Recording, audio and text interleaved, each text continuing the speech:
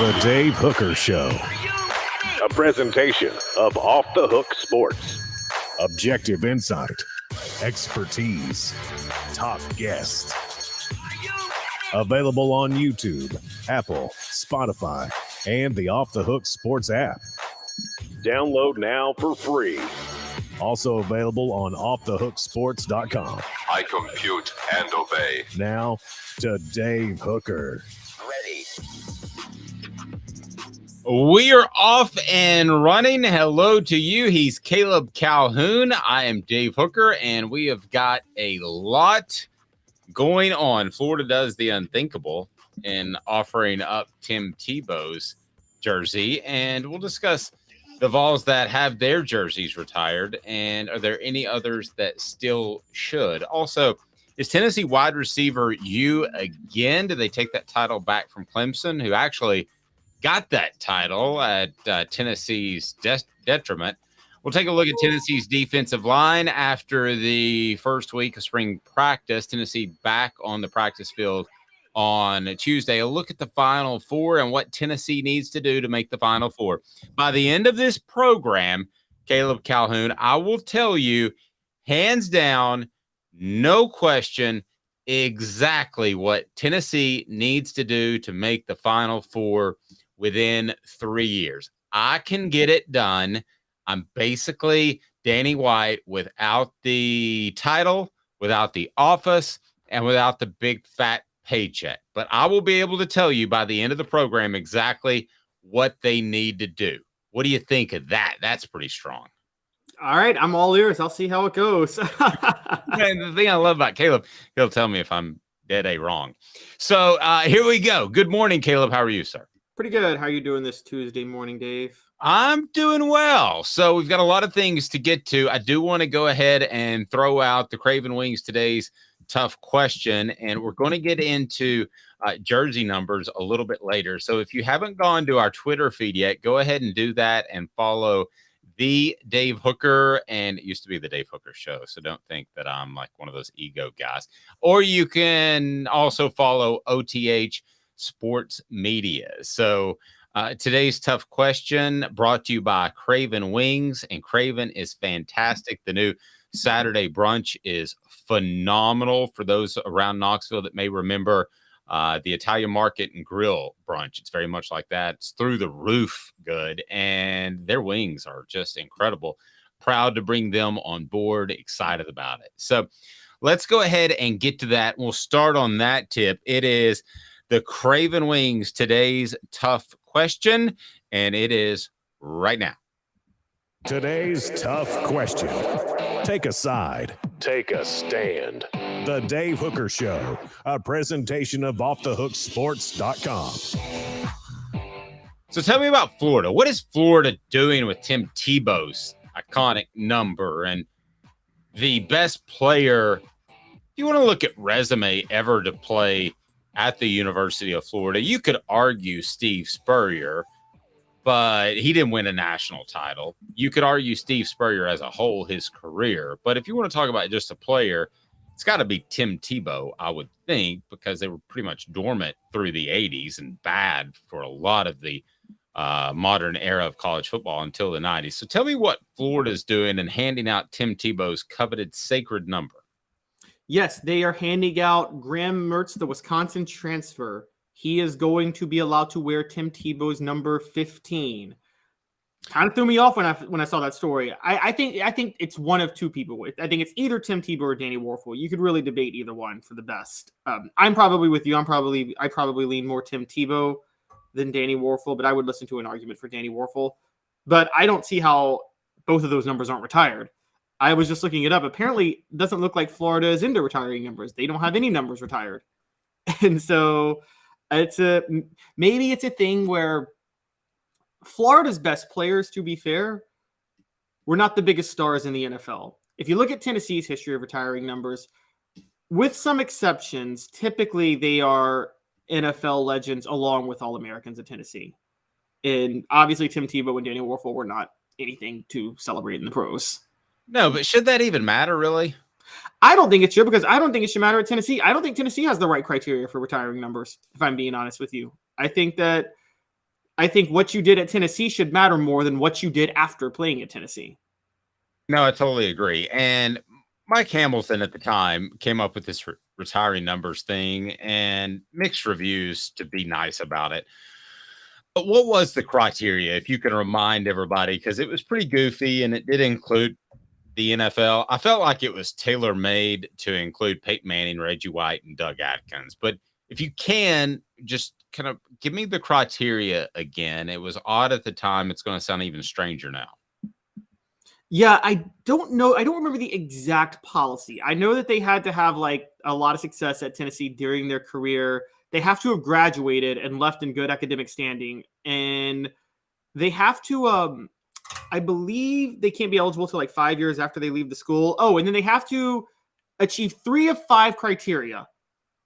They have to either be SEC Player of the Year, National Award Player of the Year, Sullivan, something like that, first team All-American, record holder in a significant category, or have won a national championship during their tenure.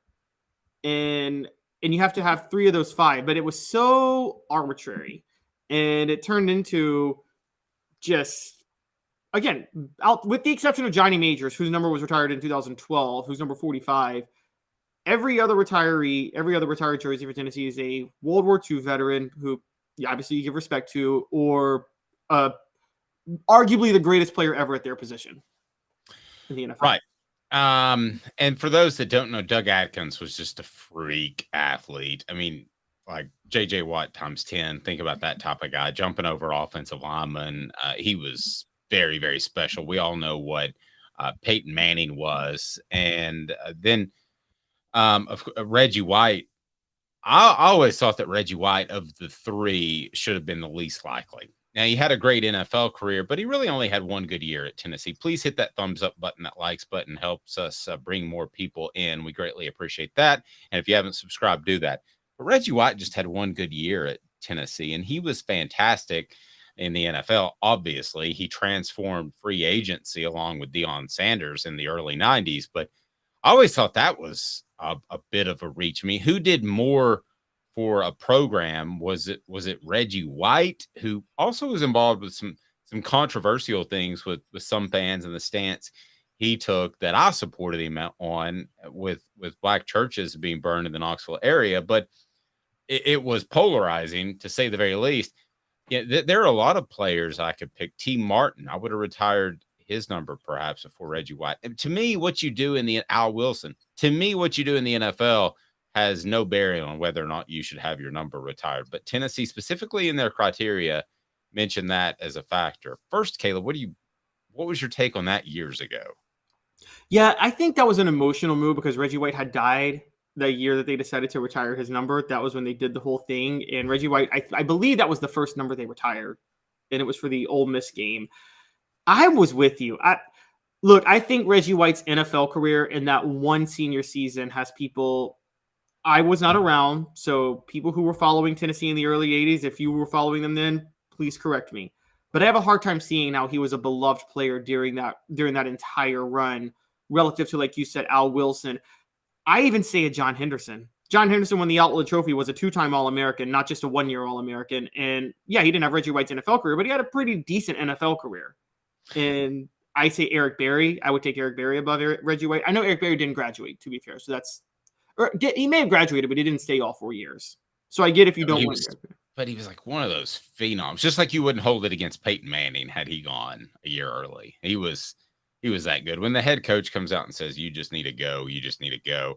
Travis says on our screen, Florida was going to retire anyone's number, it would be Tebow's first. This is a blatant last-ditch effort to get a transfer. I completely agree. And that's where these coaches are getting desperate because they've lost leverage. They used to have leverage, and you would say to yourself at Tennessee, no, number 16 is not available, period, in the discussion. Well, if Nico Imaleva comes in and says, I got to have 16 or I'm not coming, would Josh Heupel fold at that? I would think that a lot of coaches would. I don't want to speak on Heupel's behalf. So I asked this question this morning. It's today's tough question brought to you by Craven Wings. Again, try out their wings.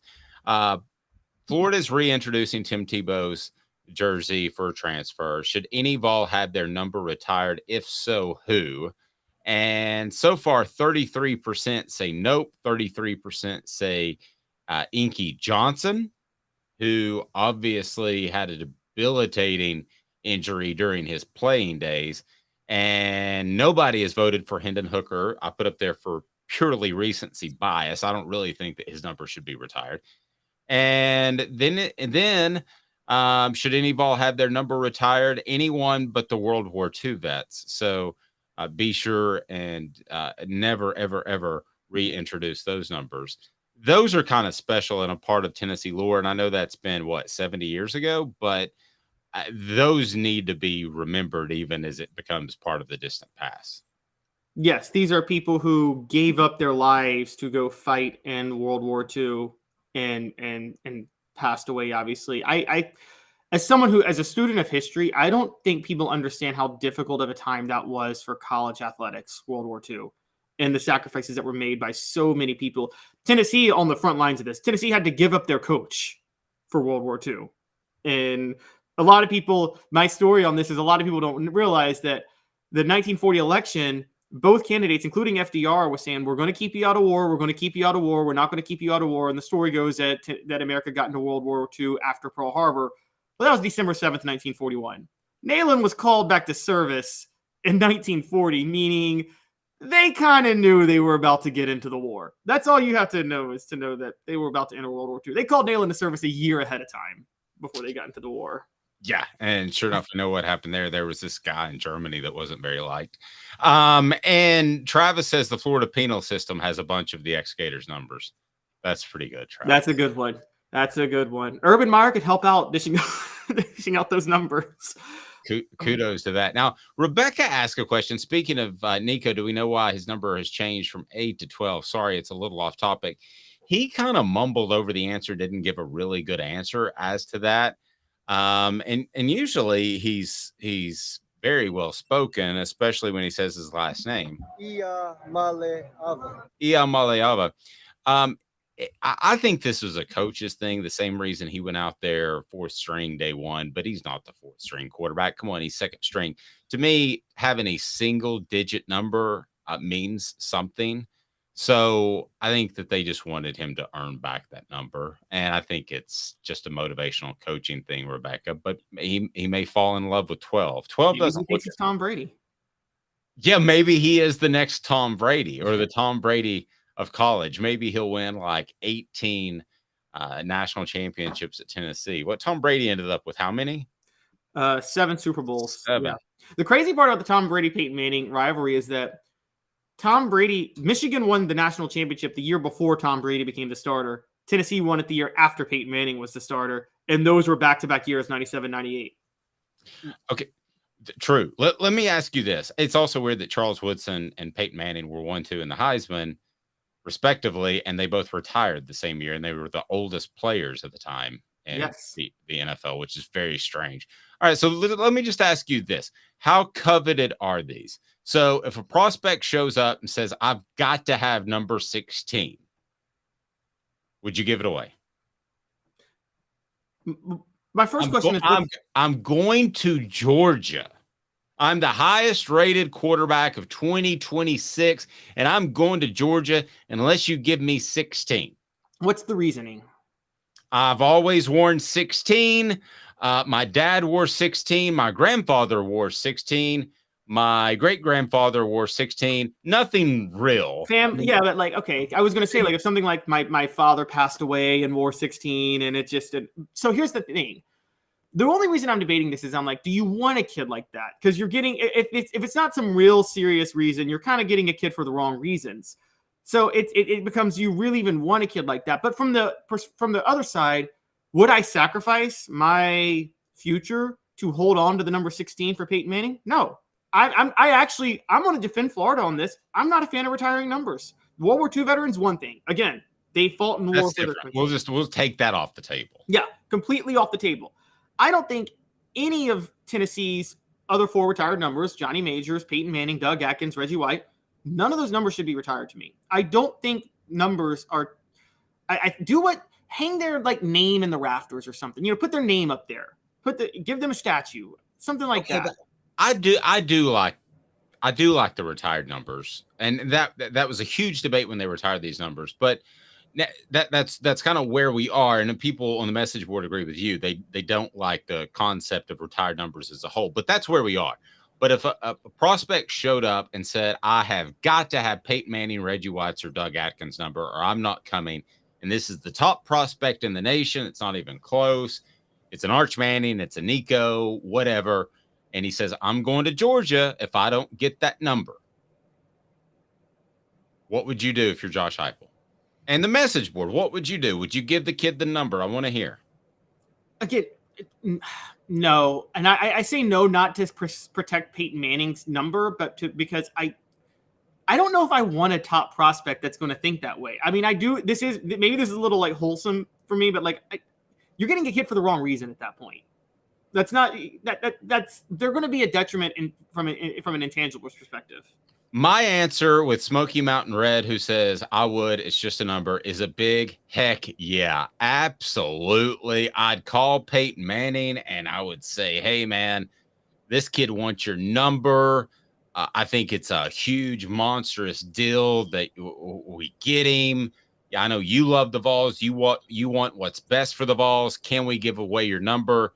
And if he says no, I would say, "I'm sorry, but we're giving away your number." But Dave, my question is, forget throw Peyton Manning or the number aside for a minute. Do you think a recruit who is going to demand a number is the type of player you want on your team? Yeah, he takes pride in himself. He wants he wants that number on his chest because he's worn it. Takes pride in his play. You look better, you play better. All of that, yeah.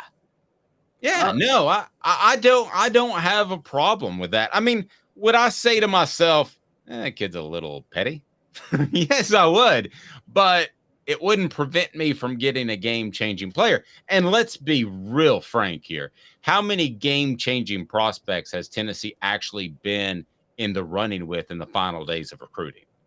Who other than Nico? Maybe some people thought Khalil McKenzie. There were some other guys you could throw in. I thought Bryce Brown was going to be one. And boy. Okay, Bryce Brown's fair because he was highly touted. I usually wouldn't put a running back in that category just out of policy. But, I mean, how many guys are you in the running for that? One every 20 years? No, you're right. That's true. I mean, there's very few surefire like game changers. I think everybody knew Eric Berry was going to be one. I remember when Eric Berry committed out of Georgia at the time in 2000. It was actually like over December of 2006, right before the Outback Bowl that year. But everybody kind of knew he was going to be a star immediately. And I think that's the last player that – is he the last dynamic game changer that you knew was going to be that and then became that for Tennessee? He turned out to be way better than I thought he would. I mean, I thought he was going to be very good. I thought he was a lock, stock, all-SEC player. He turned out to be a consensus unanimous All-American. Yeah. So – they didn't even start him the first game against Cal. Don't even get me started on that. Yeah. Rebecca says, "I kind of think they sound like a diva out of respect of a retired number. I wouldn't even ask." I wouldn't either. And I would be disappointed if my son asked. But if they do ask, I mean, Nico is somewhat of a diva. Come on. And there's nothing wrong with being a diva. But there's a different level of this. Look, I think we're speaking on different wavelengths here. I'm not saying this out of respect for the retired number because I don't really care about the retired number. I just don't. I don't think you just don't like the kid being ego driven. That ego driven to say a number. I do believe this. I believe this much with a kid or a school. I think it's really important to have kids that want to play for your school when you're trying to win. I really do think that. I think it's really important to have kids that really want to play for you and your school. And they're likely to play harder and tougher. If they're so fickle that a number could change it, they may not be that committed to your school at that point.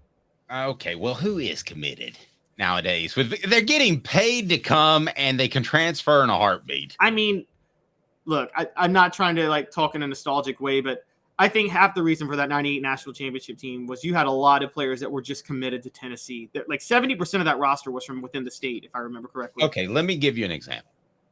When Caleb joined us, I knew that Caleb would be an incredible addition to Off the Hook Sports, and I was excited about it. And I was just fired up that he was going to join us because I think he's an incredible mix of a great writer a great host. I think he gets it, and that's rare. If Caleb said to me, all right, I want to work with you at Off the Hook Sports, which thankfully he did. He said, but from now on, I want to be called Caleb Manning. That's my air name.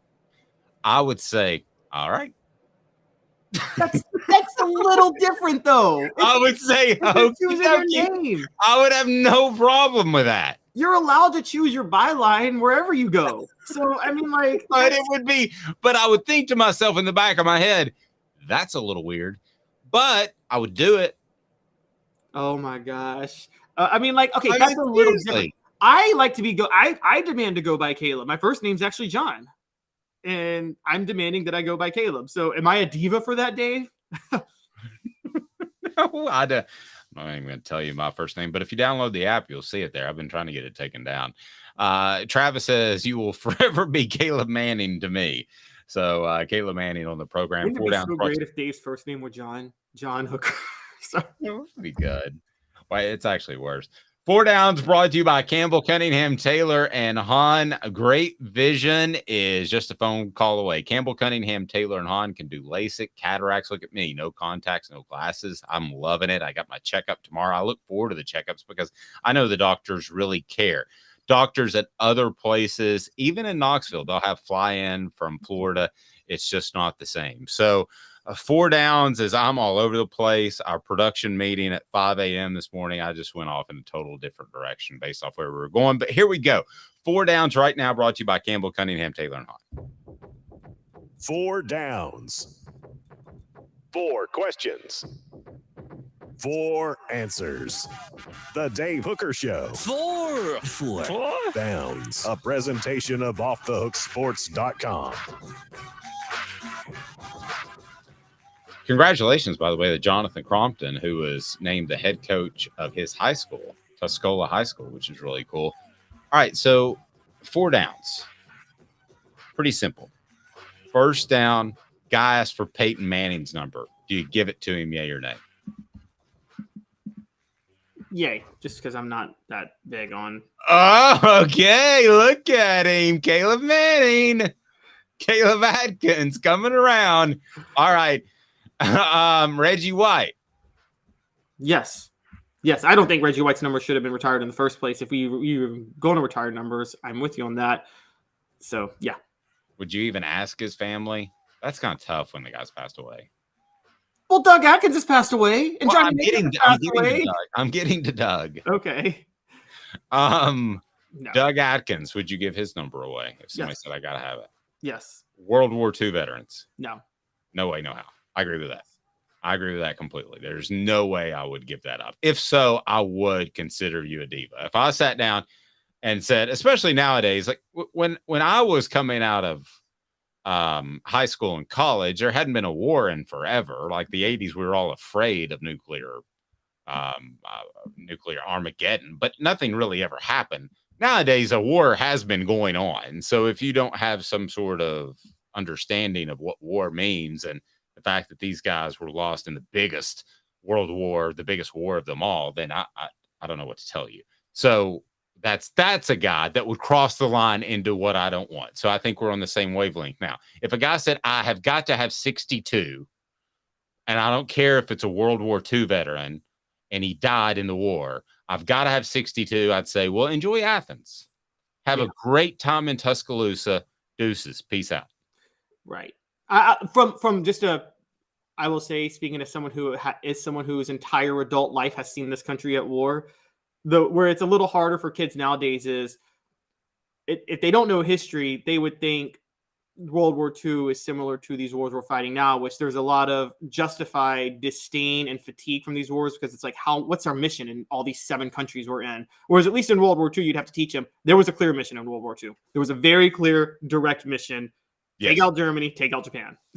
Yes, and prevent us from dictatorships and communism. Yeah, I mean, that you're right. That was very clear. If you don't get that, then I'm sorry, you ain't getting that number, and I might pull the scholarship right there. Right. At the very mention of that. Portions of the program brought to you by City Heating and Air Conditioning, cityheatandair.com. Integrity matters. City Heating and Air Conditioning. It's phenomenal. I mean, if your HVAC unit needs some love, and it might with the weather starting to get warm, and thank goodness it did. Look at me. I got a little sun yesterday. I wrote by the pool at my gym. Do you notice that, Caleb? How am I looking? I think you're looking great. Thanks. You're looking great. Thanks. I'm looking okay, but not nearly as good as the service at City Heating and Air Conditioning, cityheatandair.com. Integrity matters. They are phenomenal. We're going to have a Tennessee defensive line preview / update as the Vols hit the practice field again today. Also, the unconventional Final Four. And I told you this, and I mean it. I'm going to tell you how Tennessee can be in the Final Four by 2023, by 2026. I'm going to tell you exactly how Tennessee can be in the Final Four. And it's easy, and it's simple, and it's all but a guarantee. It's that easy. Also, is Tennessee athletics at its most stable point since the 1990s? That sounds about right. Go ahead and follow us on Twitter at the Dave Hooker. And are you just Caleb Calhoun, or are you the Caleb Calhoun? I am just Caleb Calhoun. I blame it. Some other guy in Britain, he's like a soccer ref, has Dave Hooker. I want it. It used to be the Dave Hooker Show, and now it sounds like I'm a pretentious jerk, the Dave Hooker. Also, OTH Sports Media, so you can take part in our polls.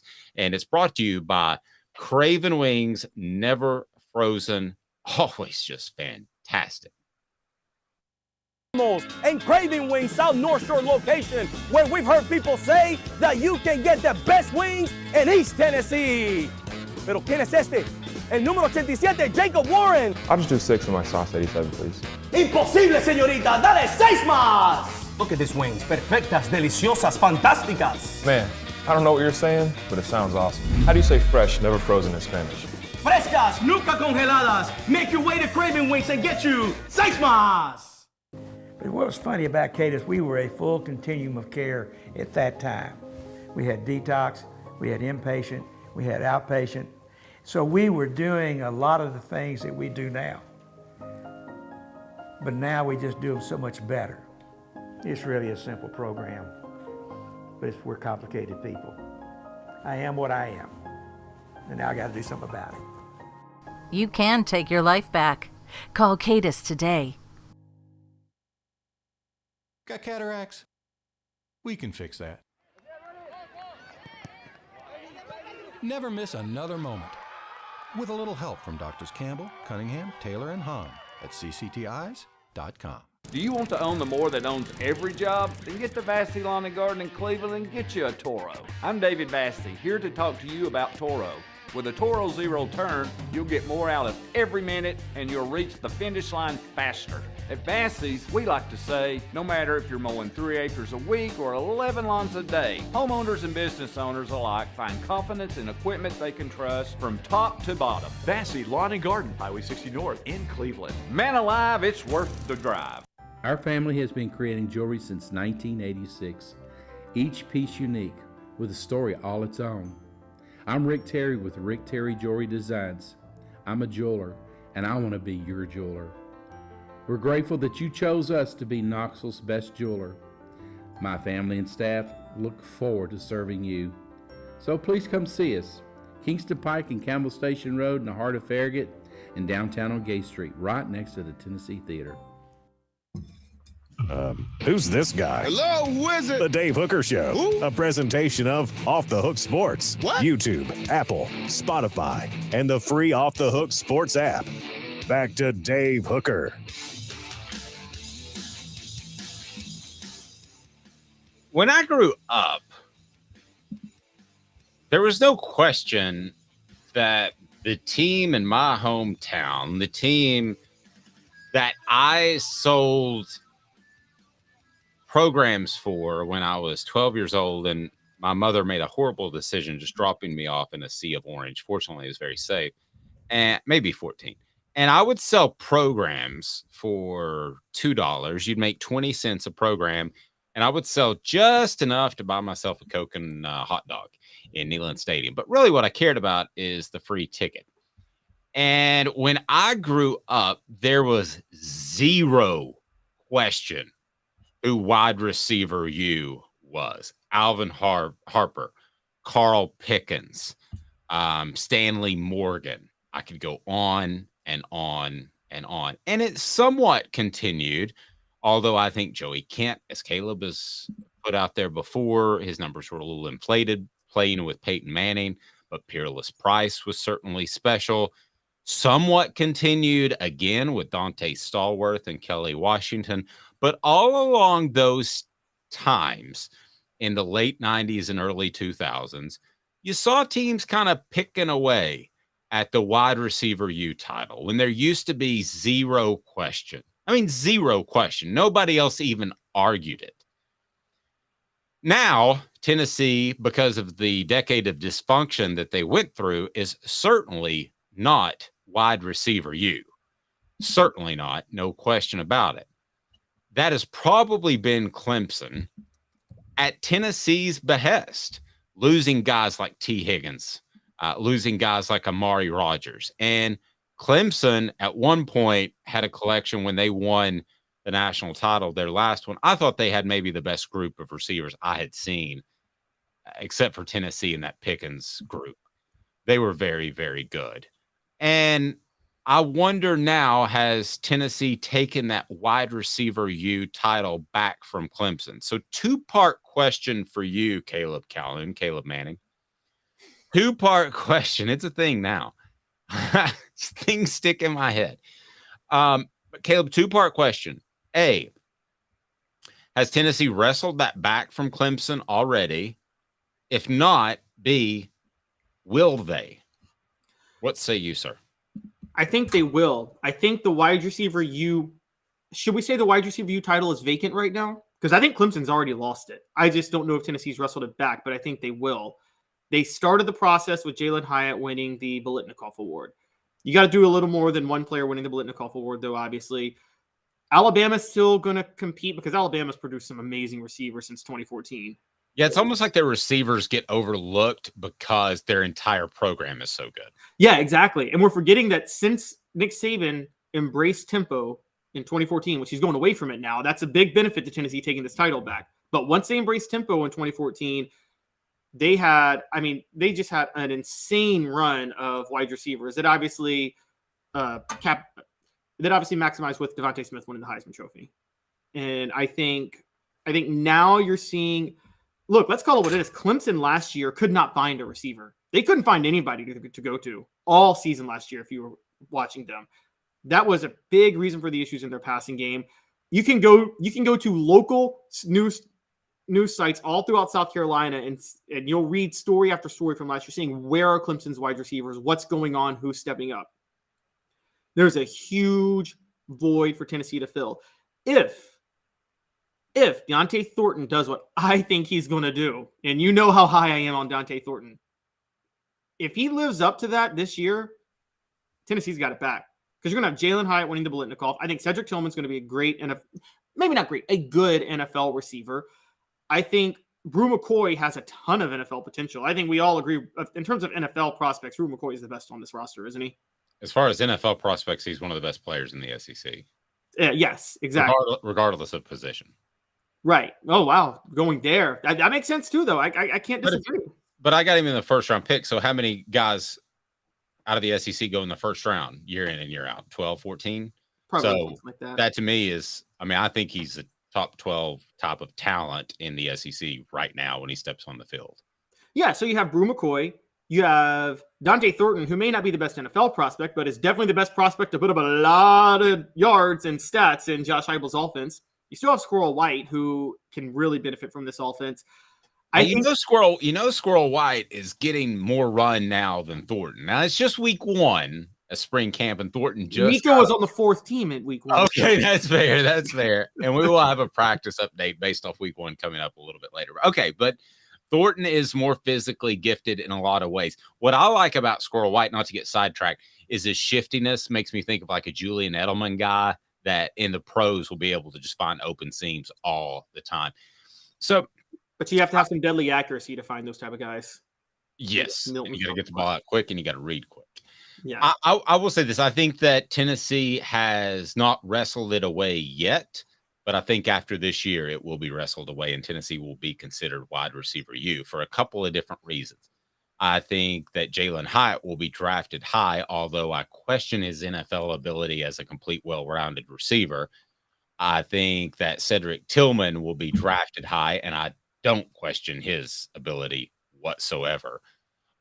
So there's two right there. And then what do you have stepping up? You didn't even mention the name Ramel Keaton, who, if that's your Craig Faulkner, if you remember that. I know Craig Faulkner. Okay, Yeah. if that's your Craig Faulkner, that's your like third most talented receiver. You're in pretty darn good shape, right? Oh yeah, absolutely. Look, I've always felt Ramel Keaton could be a number one receiver if he was forced into it. He just hasn't been forced into it because of Cedric Tillman and Brew McCoy. But Ramel Keaton makes the clutch catches for Tennessee. I don't know if anybody ever notices that. When you need a play, he's there. He had the diving catch against Florida. He had the catch on that last drive against Alabama. I mean, yeah, Jalen Hyatt was the star against Alabama, but Ramel Keaton had the most important catch in that game. And so I think that, look, I'm a huge fan of Ramel Keaton. Again, Craig Faulkner was good one. I always saw Jermaine Copeland with Ramel Keaton, and I saw Brett Smith with Ramel Keaton too. Those two guys. I can see both of those. Tennessee will be wide receiver U, and it's going to be soon. It's going to be perhaps after this year. And I believe that because I think Joe Milton will be good enough, or Nico, and I'm not being a Joe Milton hater, Nico will be good enough this year to keep the flow going, so to speak. And then after that, I think that you'll see Nico hit kind of another level, and then you'll see the receivers benefit from that. So, yes, I think that Tennessee will be wide receiver U by 2025, 2026. When you start talking about guys like Squirrel White who have 2 years of eligibility, guys like Thornton that want to be a part of the program, guys like Brew McCoy who is just learning the offense, or Ramel Keaton who continues to ascend, I have no question in my mind, Caleb, that Tennessee will be wide receiver U. Part of that will be based off Tennessee's ability at quarterback and Josh Heupel's scheme, but it doesn't matter. Tennessee was a little bit ahead of the curve when they ran a pro style in the late 80s and early 90s. So should have won a national championship with that talent. Yeah, no question. The receivers benefited from that. So I will, yeah, I don't have any question. I think they're more likely to be wide receiver U than quarterback U. I think you need a run of 2, 3, 4 quarterbacks before you get to that point. And yeah, I mean, I think Clemson, you're right, has released the grip on that award, and I think Tennessee picks it up within a couple of years. Not to mention, we should mention this. Sonny Dykes, not his offense coordinator from last year, is now at Clemson. Garrett Riley, I believe is his name. Yes. And the Lincoln's brother. Okay, yes. The air raid is a pass-happy system that spreads the ball around a lot more. So you don't Josh Heupel, as we've talked about, likes to shorten the rotation. He likes 2 or 3 guys. That was it. Whereas the air raid really goes 5 or 6 deep. Like last year, yeah, they had a 1,000-yard receiver, but he only had like 1,039, and it was just barely over. It wasn't Jalen Hyatt numbers. And so you're going to see a lot more of that than you would have in what Clemson used to run. It's I don't know what your philosophy is on shortening rotations or not. I'm a big believer in it because I covered Tennessee in 2005 and 2006. And I think one of the biggest benefits to Eric Ainge improving, I don't know how you feel about it, was David Cutcliffe came in and said, we're going to have 2 receivers. That's it. And Robert Meacham's your go-to guy. I agree. I think it's tough to get in a flow at receiver if you don't play consistently. Running backs have said that for years, and I thought that was a bunch of bull, quite frankly. I mean, I think you can go in there, and I don't think you need to get in a flow as a running back, but I do think that you need to get in a flow as a receiver, especially in this offense. And I think that Tennessee's conditioning program is so good that you don't have to play multiple guys. Let's not forget. I mean, this conditioning program has to be right up at the top of anybody in the nation to run this type of offense. So I do want to get to a little bit of Tennessee basketball before we get too far removed from that, because I told you that I would tell you exactly how the Vols could be in the Final Four by 20 2027. Will you give me till 2027? And I'll tell you. And it's lock, stock, and barrel. It's not even close. Are you excited? I'm ready. Let's do this. What the? What was he thinking? Release the hounds. The Dave Hooker Show. Keep cool. A presentation of offthehooksports.com. Are you what the H-ing yourself? I'm what the H in these collectives. Why have you not been giving any money to basketball? Or why has Rick Barnes not been more involved with getting money for basketball? What the H is going on there? Have you taken a look at Miami? Do you know much about Miami and the run that they've been on? Because Miami is not a basketball school, in case you haven't heard. But Miami has been on this incredible run, and they'll play UConn in the Final Four. Well, why will they play UConn in the Final Four? Well, I'm going to tell you. Because it's NIL. They've got this really shady cat down there named Ruiz who decided to bring in a bunch of money, and they are playing the game in basketball, and basketball is easier to make an impact. Look at Miami. The Hurricanes' top players have been affected by NIL money. Nigel Pack and Norshad Amier, they transferred from Kansas State and Arkansas State. So you can go one of two ways. You can get the Bronny Jameses of the world and pay him a bunch of money by the high school route, or you can get guys, and we're seeing, I think John Calipari do some of this. You can get guys that have a little bit more experience, but that aren't happy with their current school. That's what Miami did. They also had to talk Isaiah Wong into staying thanks to some cash. So why in the world does Tennessee not have an impact player, a scorer that is on their basketball team that we can point to like Nico and say, NIL did that? Did anybody go to Kennedy Chandler and say, hey, here's a bunch of cash to stay? Because he's making about $4.9 million. I looked it up over 4 years.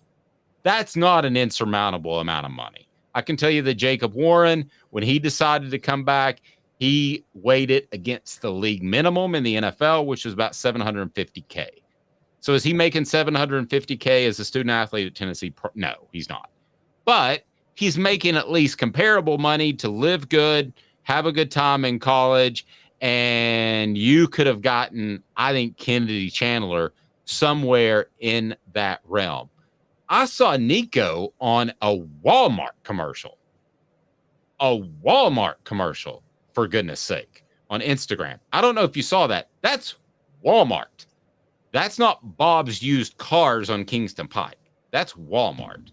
So if you can do that in football, what the H? Why can't you do that in basketball? And is it Rick Barnes' fault? Is it Spire or some collective group's fault because they want to focus on football? What's going on there? One impact player would have changed this team completely. Well, theoretically, yes, but as I've told you in the past, as I've talked about in the past, and I think you and I both agree on this, Rick Barnes is not the best at meshing an impact player in with the team that he's got. He's never been that type of coach. He keeps his system kind of going the way it is. He runs that flex offense. And because remember, Julian Phillips was supposed to be that impact player. We were talking of Julian Phillips as a lesser Kevin Durant as Rick Barnes knew Kevin Durant. Does anybody think he's anywhere close to Kevin Durant after seeing him this past year? Julian Phillips. Okay, well then the answer to what the H is, he apparently can't deal with the new day and age of college basketball, which I believe, and I've said before, is going to go through a renaissance because of transfers and NIL players. I think more guys are going to stick. But then if he can't handle it, then that's another strike against him and a reason to maybe look elsewhere. So Dave, you're coming to my side that maybe Danny White could do better. I don't doubt that he could do better. I also think he could do worse. So I think that Rick Barnes I think where Tennessee can rely on NIL, given the style of coaching Rick Barnes does, you hit the nail on the head. The NIL for Tennessee should be used to keep players there for another year or two. Because I think the deadliest type of teams that Rick Barnes coaches are the ones that have played together for 2 or 3 years, that have developed under his system, that kind of developed with each other. We've seen that before. That Tennessee team that was number 1 in 130 games, there was not one 4-star recruit in the rotation on that team. Not one. And Grant Williams was a 3-star. Admiral Schofield was a 3-star. Jordan Bone. Kyle Alexander. I can go down the list. There were no 4-star or 5-stars. The thing was they had played together for 2 to 3 years at that point, and Rick Barnes develops players so incredibly well. So what I think Tennessee should be doing with NIL is not using it to get a splash transfer. I think they should be using it to keep this exact same team that Rick Barnes coached this year together. Just make sure everybody comes back. Even though Tyreek Key is gone, I don't, again, no disrespect, Tyreek Key, but he's not going to be that big of a loss. I think that you get everybody back next year. I think just the experience of playing together and working and developing in Rick Barnes' system gives Tennessee an edge over so many teams, because this is the state of college basketball right now. You're right. This is where NIL is going to deliver college basketball renaissance. I think the Final Four this weekend is garbage. I'm just going to say it straight up. I think it's garbage. It is a default Final Four because the top teams are not as good as the top teams used to be. Experience is outweighing talent right now because nobody's coaching at the blue bloods that get the one and dones in the NBA prospects anymore. And that's the problem. Well, I think that you're going to see the playing field get more level in college basketball, and I don't hate that. I don't really have a problem with that. But I get back to specifically why Tennessee basketball doesn't have that impact player, whether it's Kennedy Chandler or whether it's a high school kid or a transfer like Miami went that route. Why is the question I have. And if you don't have an answer for me, Rick Barnes, and I'm doing the postseason review, we got a little bit of a problem. Okay. If you don't have a reason, I don't like those guys. I don't believe players should be paid, whatever. If you don't have a pretty solid reason, I got a problem in your postseason review. Oh, no, I think Rick Barnes has come out and embraced NIL. Now, he hasn't embraced it the way Tennessee football has embraced it. Rick Barnes did openly complain about NIL being used as a recruiting tool, which technically I know they're not supposed to do. We all know they're doing it. And we all know Tennessee football is barely hiding the fact that they're using it as a recruiting tool at this point. Okay, but I don't even like that. I don't even like the fact that he would say, and please hit that thumbs up button, the like button. We appreciate it. I don't even like the fact that he would say that he doesn't like NIL. If I'm a Clemson fan, I don't like that. Well, he didn't say he didn't like NIL. He said he doesn't like it used as a recruiting tool. Well, then don't say that. No, I mean, I'm with you. Never, ever say that. I don't care if you believe it. Because, and the NCAA technically says you're not supposed to use it as a recruiting tool. How are you going to stop it? How are you going to stop using NIL to recruit athletes? That's happening all over, and we know it's happening everywhere. And so I agree. I don't think Barnes backs off NIL to get impact players. I don't. I mean, there's still a few weeks in recruiting. He didn't nail Julian Phillips until after the season last year. So we don't know what's going to happen over the next few weeks in recruiting. I think that for Rick Barnes, though, I don't think it's that he doesn't go for the impact player. I think the impact player is not a good strategy for Rick Barnes given his style of coaching. Well, then he needs to change his strategy, or they need to change coaches, because that's where the sport's going. This would be synonymous with Josh Heupel coming out and said, I've had enough of this throwing the ball around the park. It is time for us to go to the triple option. Sorry, it's dated and already happened. Are there really? But is there a go-to impact player on any of these teams in the Final Four this year? I think Miami has 3. But that's the thing, that if there's 3, then there's not really one impact player. Tennessee, I think, does have a few impact players that if they stay, look, Santiago Vescovi could be an impact player. I think Julian Phillips could develop into an impact player. And if Zakai Ziegler comes back healthy, he's an impact player.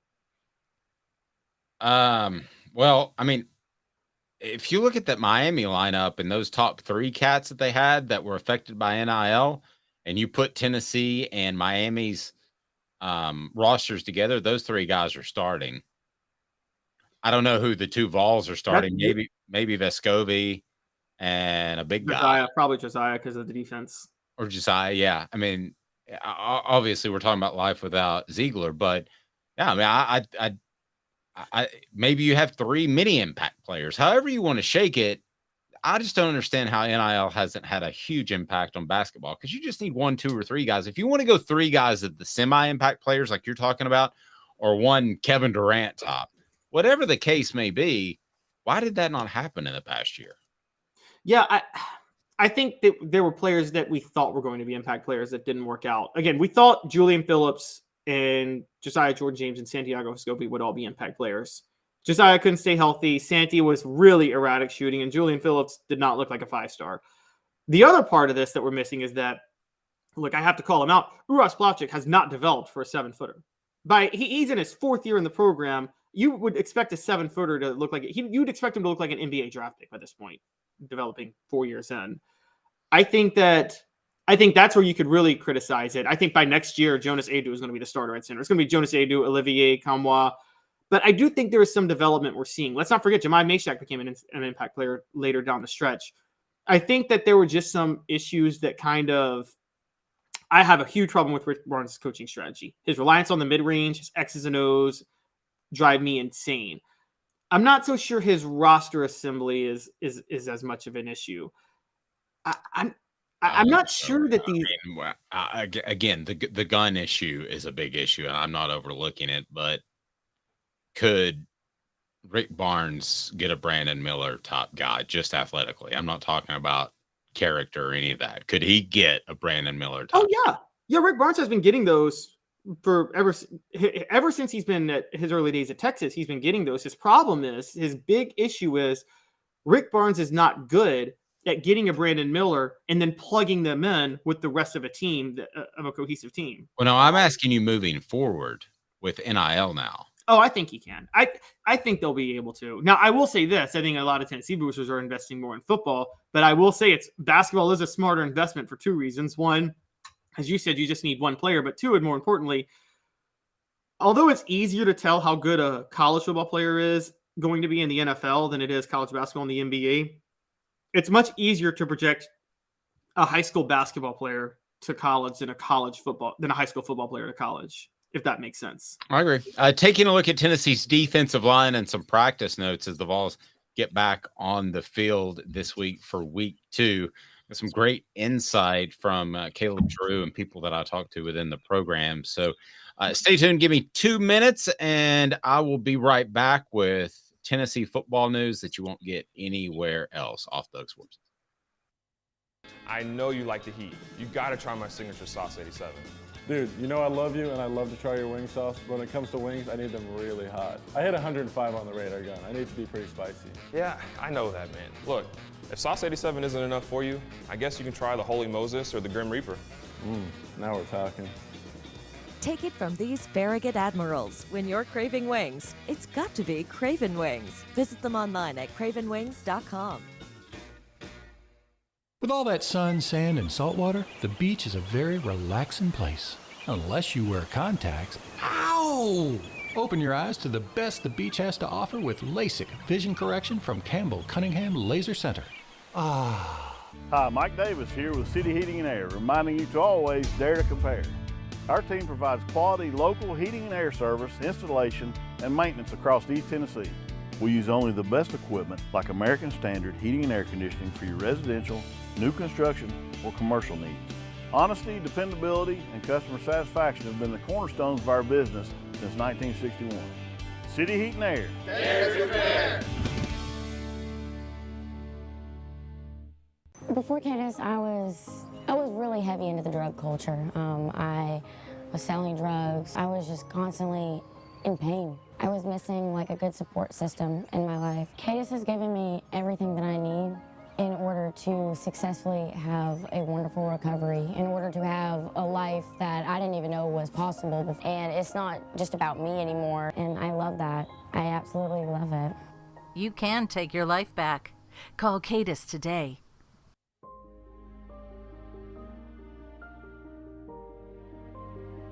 Our family has been creating one-of-a-kind pieces of jewelry in West Knoxville since 1986.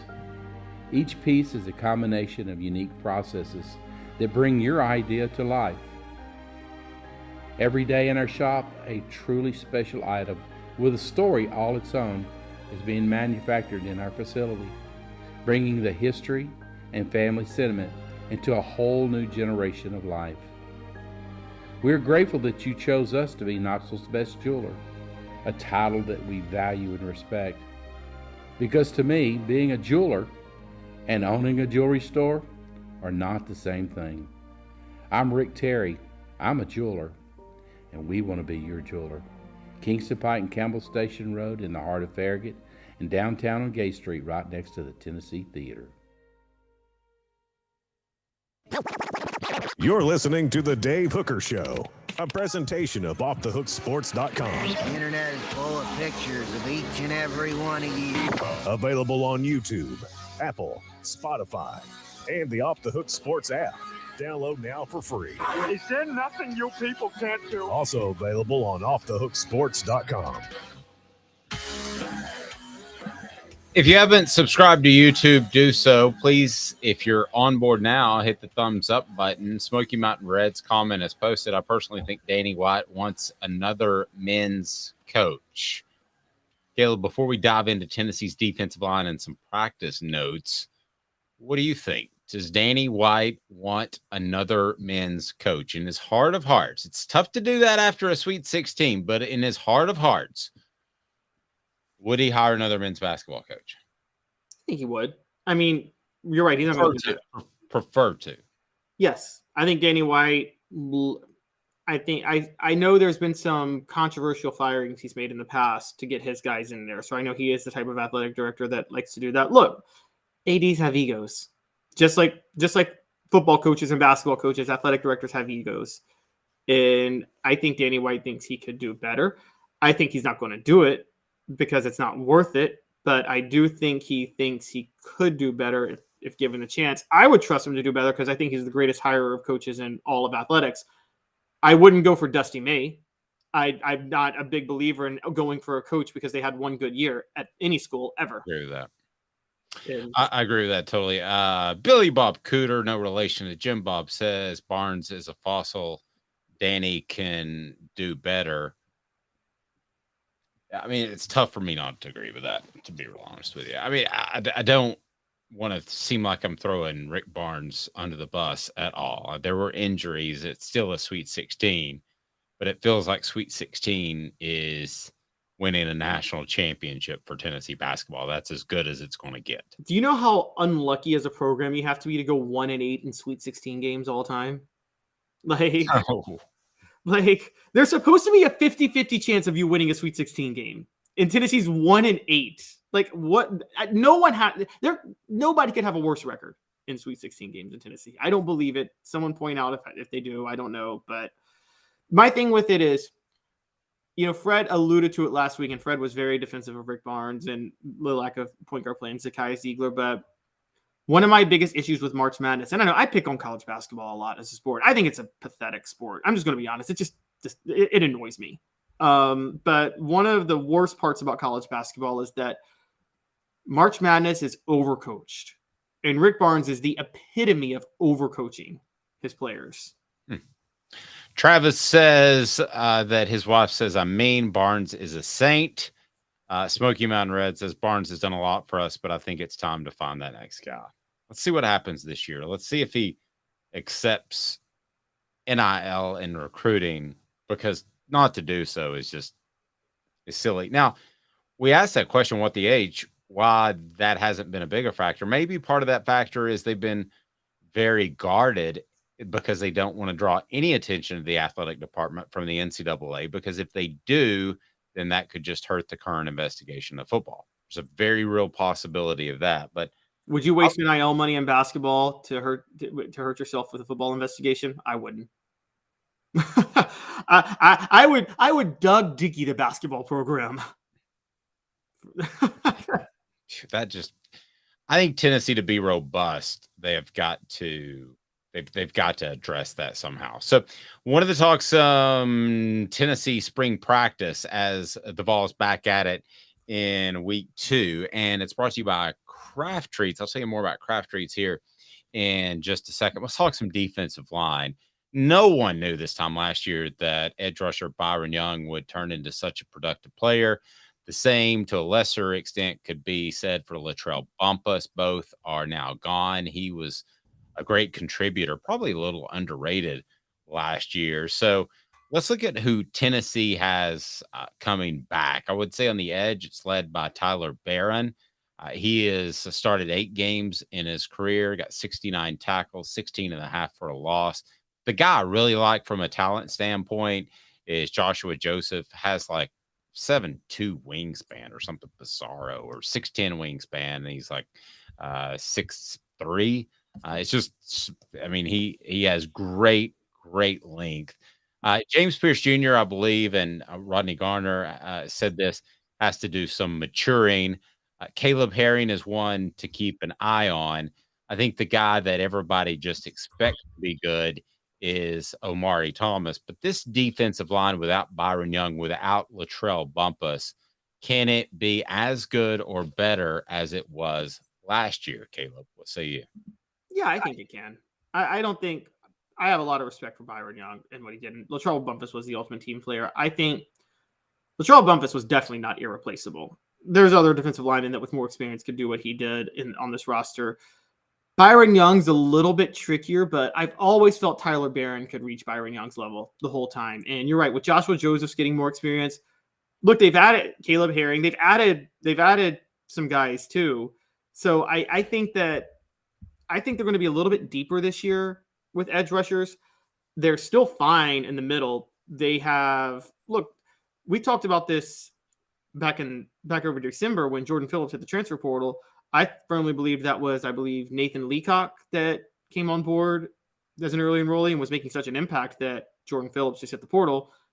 Omar Norman Lott has been added, a really key transfer. I think they have a lot more depth and versatility at defensive line this year than they did last year, even with those 2 losses. I agree. I mean, I think I was talking to you or somebody. I was like, I feel like I'm missing somebody that Bumpus and Young, that there's somebody else that left. I mean, that's really, Young was your best defensive lineman, your best edge rusher last year, but he's not irreplaceable. It's not like Leonard Little went off to the NFL, and or Sean Ellis for that matter. And I think that he's replaceable, and yeah, I think he was still pretty raw. I think he could have a better NFL career than college career, and he had a really good college career. So Tennessee, I believe, will be deeper on the defensive line, which will help with the pace they play on offense. But they want to play vertical. They gotta coach a lot of these guys to play vertical. And I think it was Omar Norman Lott, and specifically that Garner was talking about, that he has to get upfield more. The goal is to rip upfield, and there have been times where Tennessee has had to worry about gap containment with mobile quarterbacks, but that's not now. That is, they want to get upfield and show that they can be a disruptive force. A couple other things from spring camp week 1 is Joe Milton is the starting quarterback, despite what I say or whatever. It would take Milton would have to lose that job.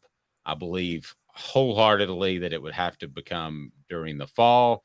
And I think that Joe Milton will go into, they're not going to say it, but will come out of spring as the starter. Will go into August as a starter. Will go into the season as a starter. If he has issues, and he did throw an interception to Arian Carter in practice last week, if he has issues during the season, then things could change. A freshman to watch.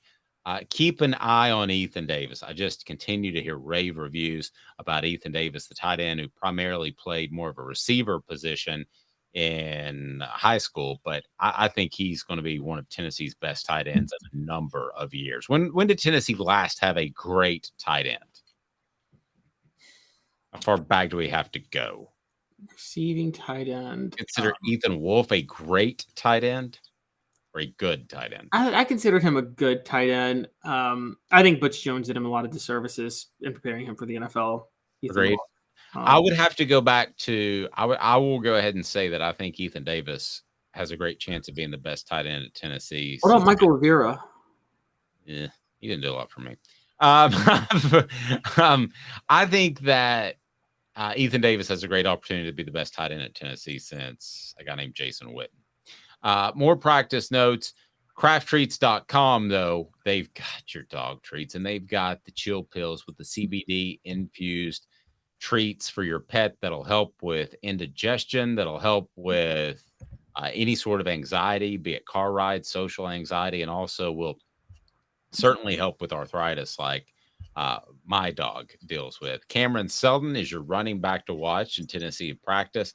By the way, I forgot to say, with crafttreats.com, again, crafttreats.com, use the promo code off the hook, to get 20% off.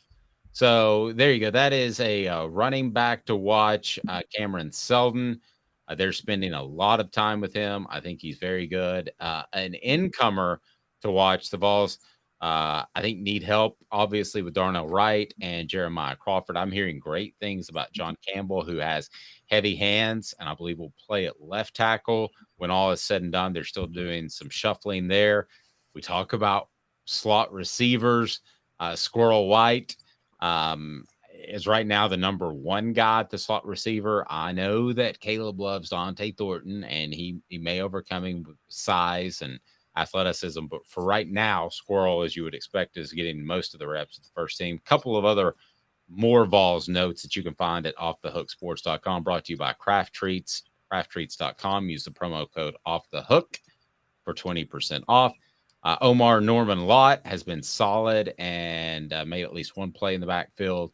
BYU transfer Gabe Judy Lawley has been running with the second string defensive backs. Fellow Cougar transfer Keenan Pili looks like he'll be a factor at linebacker. No great surprise. Vols could use love those Cougars. What's that? I said, gotta love those Cougars. You gotta love Cougars. The Vols could use another center. I don't know what would happen behind them. I don't think Jordan Addison's ready, so they might do some shuffling. So, what stands out to you about some Tennessee football? And Travis said, "Who was the starting quarterback?" Did I miss it? Oh, it was definitely Joe Milton. He did that in a troll. He was trying to joke with you, yes, Dave. Definitely, I know what he's doing. Third. Go ahead. So, what stands out to you about the standouts of spring camp week 1? I mean, I'm still on the biggest thing for me is the fact that Cameron Seldon moved to running back. That tells me they're looking to play him immediately. That's the real one. I'm not shocked that Squirrel's ahead of Dante Thornton right now. He should be because of playing in the offense last year. It's 1 week. Here's something that stands out to me. If Squirrel is beating Dante in the slot, does that make it possible that Dante actually beats out maybe like Ramel Keaton for the other wideout spot? Yeah, I thought about that all along. Or is he when we haven't seen this in Josh Heupel's offense yet, or is he one of the guys that can play both? Because you talk about shortening the wide receiver rotation. They have also specified who plays where, and there hasn't been a lot of movement from one to the other. Is that something that Josh Heupel does because he has young, inexperienced players, even last year with Brew and Squirrel, and obviously the year before with Velas? Does he just want them to learn one position, or do we see guys move around? Thornton, I think, brings you that type of ability to play on the outside as well. So I've been very impressed. Now, the thing with Seldon, I'm going to put my reporter's cap on and be somewhat of a cynic. The thing with Seldon, and he may be the best running back Tennessee's had since Jamal Lewis, but with moving Seldon, it makes me wonder if perhaps he wasn't as good showing up as they thought, and they needed somebody with Jabari Small, for instance, being limited because they don't need him in spring practice. If they just needed a big body to go out there, that does make me wonder that a little bit, Caleb. Now, he may be the best running back in Tennessee football history, but I wonder that. That's possible. I know that they do that, particularly running back when they don't have a lot of depth. They'll hold guys like Jabari Small. They'll hold their running backs out of spring practice. I feel like, as my understanding with running backs, and you covered practices, so you know more than I do, it's more important for them to stay conditioned than it is for them to get reps, isn't it? Yes, stay healthy. That's the most important thing. Smoky Mountain Red brought up an old name, David Martin was before Witten by a year or two, but Yeah. those are our last two good tight ends. But he was mostly a receiver at Tennessee. Yes, and I will tell you right now that they tried to talk him into moving to tight end throughout his career, and he would not move. And then what did he do? He had like a huge night Monday Night Football for the Packers, I believe, guys. Is that right? The Packers. And they're like, who's this tight end out of nowhere? Well, you know, when the cash started flowing, he agreed to move to tight end. He should have been moved to tight end, but he refused it for a long, long time. Portions of the program brought to you by Zulbeer, xulbeer.com. Worldwide award-winning craft beer and panoramic great views with parking in downtown Knoxville, Zulbeer.com. Tennessee, the most stable that they have been since when? Going way back. We'll ask Caleb Manning about that here momentarily. I'm Dave Hooker. Stay tuned. 2 minutes, and Tennessee, maybe it's most stable, their athletic department that they've been since the 1990s or perhaps ever. We'll talk. To own the more that owns every job, then get to Vassy Lawn and Garden in Cleveland and get you a Toro. I'm David Vassy, here to talk to you about Toro. With a Toro Zero turn, you'll get more out of every minute and you'll reach the finish line faster. At Vassy's, we like to say, no matter if you're mowing 3 acres a week or 11 lawns a day, homeowners and business owners alike find confidence in equipment they can trust from top to bottom. Vassy Lawn and Garden, Highway 60 North in Cleveland. Man alive, it's worth the drive. Hi, Mike Davis here with City Heating and Air, reminding you to always dare to compare. Our team provides quality local heating and air service, installation, and maintenance across East Tennessee. We use only the best equipment like American Standard heating and air conditioning for your residential, new construction, or commercial needs. Honesty, dependability, and customer satisfaction have been the cornerstones of our business since 1961. City Heat and Air. Dare to compare.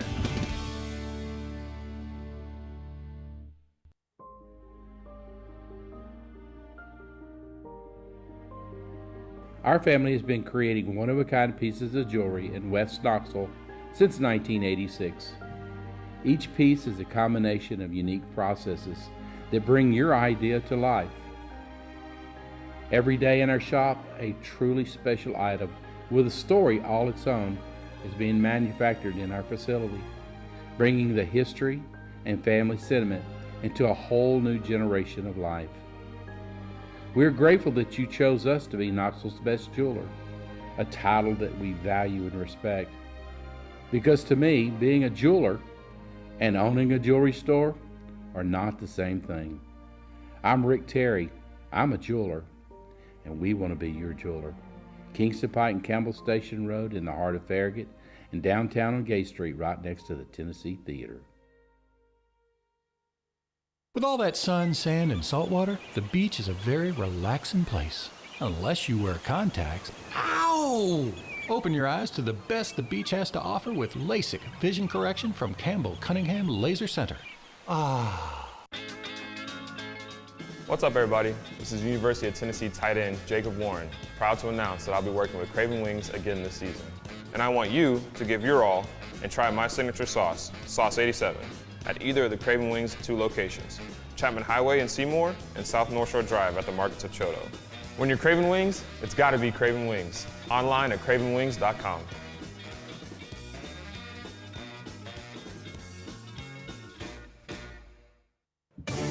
Objective coverage. Hey, that's new. If we get caught, we're going to jail. The Dave Hooker Show, a presentation of Off the Hook Sports. YouTube, Apple, Spotify, and the free Off the Hook Sports app. I'm going to need to see some identification. Back to Dave Hooker. Our today's tough question brought to you by Craven Wings, still at 30% across the board. Nobody thinks that Hendon Hooker's jersey should be retired. So thank you for some sanity in that, because it shouldn't. I mean, he had a huge impact, but yeah, it shouldn't. No, it shouldn't. But we discussed jersey numbers being retired because Florida is bringing back Tim Tebow's number 15. Who requested number 15, by the way? Oh, it was the Wisconsin transfer, Graham Mertz. Yeah, but I mean, not who, but who requests 15? I mean, 15 is not a. Who else? Can you name one athlete that had 15 and was a phenomenal athlete in any sport? No, but Taylor Swift has a great song called 15. This Taylor Swift thing's getting out of control. You and Austin Ward, who covers Ohio State. Tennessee, is it its most stable since the 1990s or even going before that? Now, when I say stable, I also mean productive. Okay. So, you could have stability with Wade Houston signing a contract and he's in year 2 and he's not going anywhere for 2 more years and he's just not very good.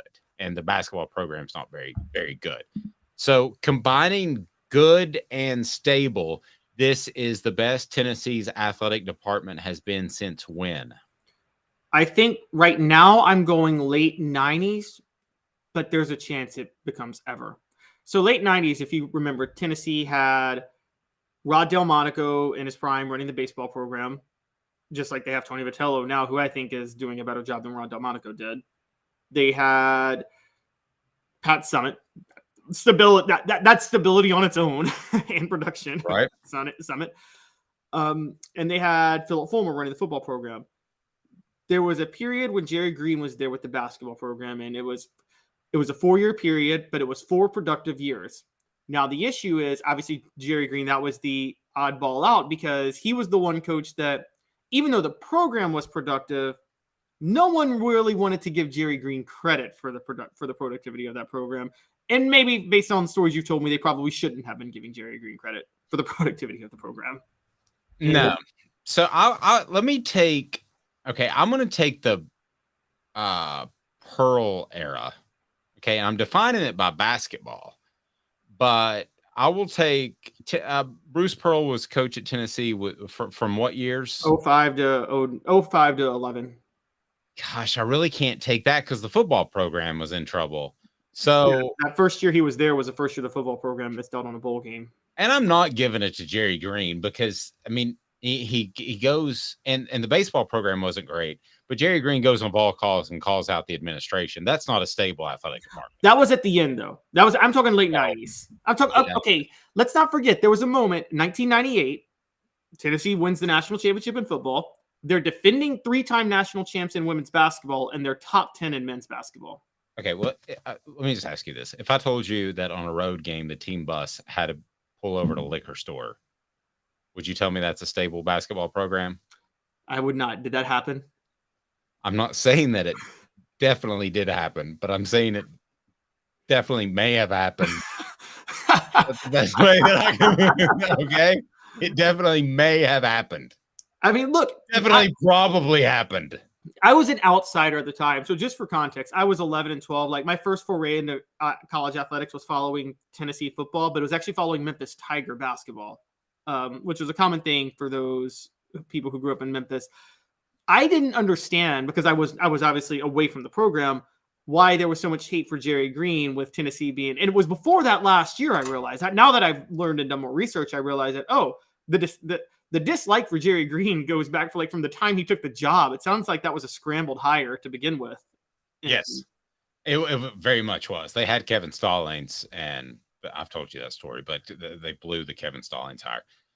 I think it's the most stable ever in my lifetime. And by my lifetime, I'm including, I was born in 74. So I've done research in the 70s. I'm not as good as Caleb is going back and doing research. He does like in the 50s, 40s and beyond. But I think it's as stable as ever. And I say that because you had Rick Mears, who had Ernie and Bernie in the 70s. Ray Mears. Rick Mears is a race car driver. Ray Mears, you had Ray Mears, who had Ernie and Bernie. But let's be frank. I mean, he ended up getting sideways with the university. It was almost like they were better by default. And the football program was a disaster during that time. The football program was a disaster. I'm not going to give it to Jerry Green just because of the success. I believe that, he benefited a lot from uber talent. Yeah. I mean, I think in my lifetime, 70s, 80s, 90s, 10s or 2000s, 10s, yes, it's the most stable. in 50 years. It's the most stable in a half a century. I don't think there's really any argument to be had for that. I mean, we can gripe about Kelly Harper just making the Sweet 16. We can gripe about Rick Barnes just making the Sweet 16. That's still the Sweet 16. That ain't bad. The football team seems very stable with a coach that wants to hang around, and that can be unusual. You don't think that Alabama fans each and every year wonder if this is Nick Saban's final year? They do. You don't think that other coaches or other programs worry if their coaches are going to get poached? They do. The exception would be Kirby Smart at Georgia because he played there. But you have a coach that seemingly really, really wants to be at Tennessee, a football coach, and that's the most important thing. And then everything falls in after that, Caleb, and it falls in place quite well. You're making the Sweet 16. And yeah, I think this is the most stable Tennessee's program has been since I've been alive, since 1970. I mean, I would definitely entertain most stable. I mean, I would definitely entertain that idea. Combined with successful. Right. Stability and success. It's still a little hard because, yes, you take points away from Jerry Green. Would I take this Tennessee basketball era over the Jerry Green era? Easily. Not even thinking about it. Not even a question. See, now when you phrase it like that, that's weird because that team was so entertaining and talented and fun. Yeah, but 5 straight NCAA tournaments and 2 Sweet 16s versus 4 NCAA tournaments and 1 Sweet 16 and an SEC tournament title in Rick Barnes' name, an SEC regular season title in Rick Barnes' name, a period at number 1, 30-plus win season. But they were just so – I agree with everything you said, but they were just so fun. I get it, but like, okay, I'm saying, but if you compare where you might give the edge to the late 90s though is football and women's basketball were so productive during that time, more than now. I mean, you're talking again, women's basketball was coming off the greatest season in the history of the sport with the 3 Meeks, and football was winning the national title, going 13-0. So that's where, but I'm with you. And Rod Delmonico was, again, he was stable with baseball. They would make the College World Series every 4 years. Yeah, but again, you combine that with success. They didn't care. They didn't care about Rod Delmonico. They didn't care that Tennessee's baseball program was languishing and was at best going to be a College World Series team, once every 5 or 6 years? Yeah, it was right about then. I mean, now if Tony Vitello starts turning in a once every 5 or 6 years program that makes the College World Series, there's a problem. Right? No, that's true. That's a good point. I mean, that was back in the days where they held spring camp and preseason, or not spring camp, but they held preseason football practice in the outfield of the baseball field. I mean, that tells you what they thought about baseball right then. Yeah. I mean, they would tear the outfield just totally apart and have to resod it. Dave, let's reverse this because you were there during the worst. Let's pick the year when Tennessee was at its least stable. And I got a year in mind, and I don't know if we have the same year, but a calendar year. Well, I guess I would have to say 2010 with having to go after Dooley because everybody else said no. I'd say 2011, but you're close with 2010. Because I think the whole Dooley period was unstable because he was not wanted and the program was on fire and he didn't help matters. But 2011 was the NCAA investigation. It was the year, tragically, Pat Summitt revealed her dementia diagnosis. It was the year they had to fire Bruce Pearl because of the scandal. And it was the year Mike Hamilton was basically forced aside. That all happened in 2011. Oh, and Derek Dooley lost to Kentucky that year. I always wonder if Tennessee would have been better off if Mike Hamilton would have stayed. I think Mike Hamilton made some critical errors. Well, he made some that I can't even share, but I do think he was very insightful with the Lane Kiffin hire. I thought that was outside the box. He was in basketball circles, so he made the Bruce Pearl hire. Smoky Mountain Red says, Dave, I would have hired you over Dooley. Thank you. But done a fantastic job. And look, I want to say this up front. I thought he got an unfair shake when he was at Tennessee. I understand why, but Quanzo Martin dealt with so much when he was at Tennessee. The 3 years he was there, that still wasn't a good hire. Mike Hamilton admitted later that he would have hired Rick Byrd, and he said, I just couldn't envision Rick Byrd not coaching at Belmont. I didn't want to see it. I'm like, you're the athletic director at another school. You shouldn't think like that. I didn't hear that. The bottom line is, though, whether or not he was great in an administrative role and whether or not he was great at hiring basketball coaches, you are defined by what happens to the football program. And the moment that Lane Kiffin decided to bolt, it was over. I mean, because they took the power from him. I still remember it was a Friday afternoon, and this Dooley guy came out of nowhere. We got a tip that it was Dooley, and we were so blindsided by it that we didn't even run it because we just didn't believe it.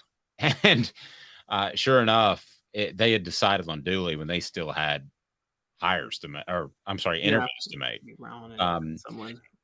Talking about some Tennessee football and the athletic department, brought to you by Andy Mason, AndyMasonRealEstate.com. AndyMasonRealEstate.com is the way for you to save a lot of money, thousands, if not tens of thousands of dollars, because he's been in the real estate business for over 40 years. He is phenomenal. AndyMasonRealEstate.com, and his group is unbelievable. Best prices, best service. AndyMasonRealEstate.com. It's pretty easy. And I remind you that portions of the program brought to you by Bassey Lawn and Garden. Man alive, it's worth the drive. Bassey Lawn and Garden, whether you're coming in from Knoxville, Nashville, Chattanooga, it doesn't matter. Bassey Lawn and Garden will save you a ton of money with their buying power. He's Caleb Calhoun. I'm Dave Hooker. Tomorrow on the program, we look forward to continuing to talk some Tennessee football as the Vols back on the practice field. That should be a lot of fun, and we'll continue to give you some insight that you just won't get anywhere else. Tell a friend. We appreciate that. Don't forget to download the app. Make sure your notifications on. For instance, there this morning is an audio portion of Cooper Mace that is right there on any podcast platform. So for Caleb Calhoun, I'm Dave Hooker. This has been a presentation of Off the Hook Sports.